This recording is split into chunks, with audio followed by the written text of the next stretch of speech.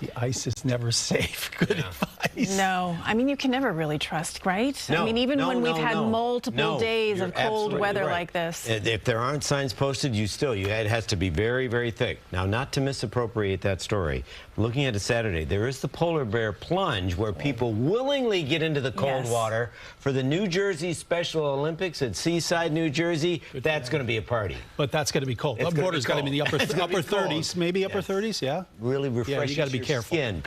Okay, so let's talk about it. I would say wear clothes tonight. There's some snow out there, and there are some issues with visibility. So snow showers in the area. Show you the radar in a second. 24 degrees. Wind out of the west-northwest at 16. So the reality is the real feel numbers are cold. Just a real quick snapshot of what we're anticipating. Even in the city, we could have single-digit wind chills overnight. So for you and the kids up and early, it's going to be cold tomorrow morning. It's a little bit more snow through parts of the Bronx and into Westchester, parts of Bergen. Some of this, I mean, it's just very, very meager, anemic of sorts here. And you can see a little bit more in Suffolk County. Definitely enough to make maybe a sidewalk or driveway a little slippery.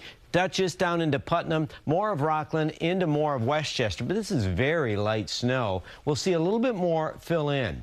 Now, some of the models are just discounting this storm completely. One that we've been watching and one that's been pretty aggressive with the output, potential output for snow, has been the graph. The graph wants to get in about ½ an inch between now and, say, 7 or 8. I think that's a little overstated, so the possibility of an inch is pretty low. But out to the east, possibly enough snow that you got to move it, you got to clear it off, and you got to make sure sidewalks are ready because it's going to stay so cold. Definitely it's going to be, well, the potential's there for a little bit of icing. But how are we doing as far as the snow goes? Well, still a big deficit from where we are so far to where we should be, and I don't see any big storms in the next few days. So this season, I mean, right now, compared to recent seasons, has been rather robust, but yeah, nothing like 2021. Remember that year? And that was a cold one too.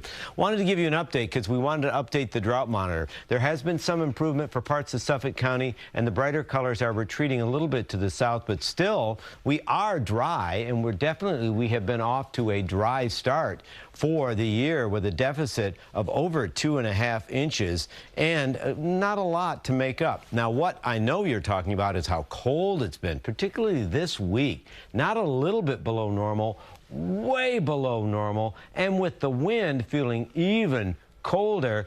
Well, we've got one more gusty day tomorrow, and we're kind of in line with, does anybody remember 2014, 2015, how cold that was? I mean, this definitely has been a cold winter.